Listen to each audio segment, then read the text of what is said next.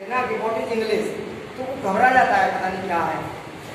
कुछ बच्चे कहते हैं इंग्लिश तो इंग्लिश ही है। कुछ बच्चे जवाब दे भी पाते हैं, जैसे कि अभी भैया से पूछा था, क्या नाम बताया आपने? दीपक। दीपक भैया what is English? English is a language.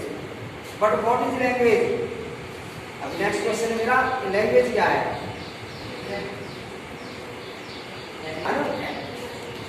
बैठे आए हमने रट लिया कि इंग्लिश की लैंग्वेज, और हम कैसे किस प्रकार की लैंग्वेज है? इंटरनेशनल लैंग्वेज है। अभी पिछली वीडियो में आप इसे देख पाएंगे, ध्यान से सुनना है, उसे एक बार फिर से रिपीट कर लेना, और आज उसका हम रिकैप कर रहे हैं। आपको हम फिल्मी नाटकों को देखते हैं ना, बार बार रिकैप होता है, और पढ़ाई में हम यही गलती करते हैं कि हम कभी भी रिकैप नहीं कर पाते। रिकैप में क्या है? इंग्लिश की लैंग्वेज। लैंग्वेज क्या है? लैंग्वेज एक तरीका है, अगर हिंदी में हम समझें तो लैंग्वेज एक तरीका है जिससे हम एक दूसरे की बात समझते हैं। A language is a method. A language is a method to understand one another's ideas or thoughts. यानी एक दूसरे के विचारों और बातों को समझने का तरीका भाषा है। फॉर एग्जाम्पल, हम किसी को बुलाना है सामने से और हमारी आवाज उस तक नहीं जा पा रही है, तो हम क्या करते हैं? क्या है ये? हमारी बात को सामने वाला समझ जाता है। हम आपसे कहते हैं बेटा, तो मैंने बोला नहीं, केवल संकेत किया और आप मेरी बात को समझ गए, नाउ सिट डाउन। दूसरी बार मैंने कहा सिट डाउन, आप बैठ गए। यही चीज हम यहाँ से करते हैं।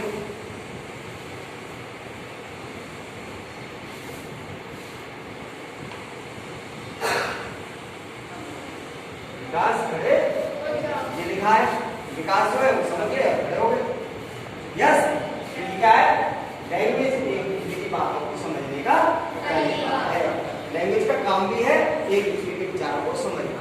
इंग्लिश, हिंदी, उर्दू, इन सब के माध्यम से हम एक दूसरे के विचारों को समझते हैं, और जब एक दूसरे के विचारों को समझते हैं तो हमारे कार्य भी आसान हो जाते हैं।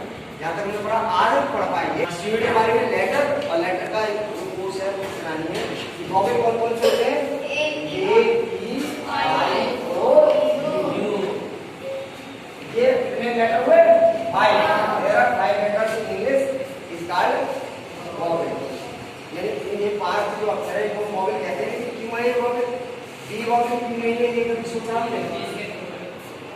ये नहीं सोचना चाहिए। B vowel क्यों है? क्यों नहीं है vowel? कॉन्सोनेंट क्यों है? तो इसकी हमें परिभाषा को समझना है।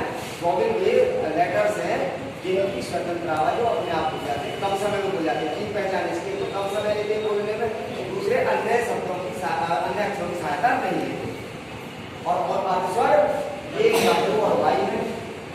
अभी कुछ पूछना आ गए हैं, कुछ पूछना भी ये नहीं दिए गए। W और Y ये स्वर का भी कार्य करते हैं, और इनको छोड़कर बाकी सब क्या है? कॉन्सोनेंट, जैसे P, C, D, और कॉन्सोनेंट्स वे लेटर होते हैं जो स्वर की सहायता से बोले जाते हैं। जैसे अगर हम बी को देखें तो बी किसे बोलेगा? बे और ई। ई के बिना हम बी को बोल सकते हैं क्या? ई के बिना हम बी को बोल सकते हैं? तो बी जो है वो ई की हेल्प से बोला जा रहा है, इसलिए बी कॉन्सोनेंट है। अगर ई को देखें, ई किसकी सहायता ले रहा है? इसी की। समझ गए होंगे? तो ये there are 3 type of letters, vowel, semi-vowel and consonant। सबकी समझ में आ गया ना?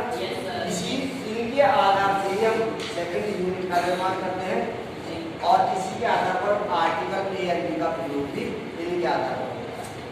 वो आगे आर्टिकल के यूनिट हम पढ़ेंगे। Next second unit of language is word.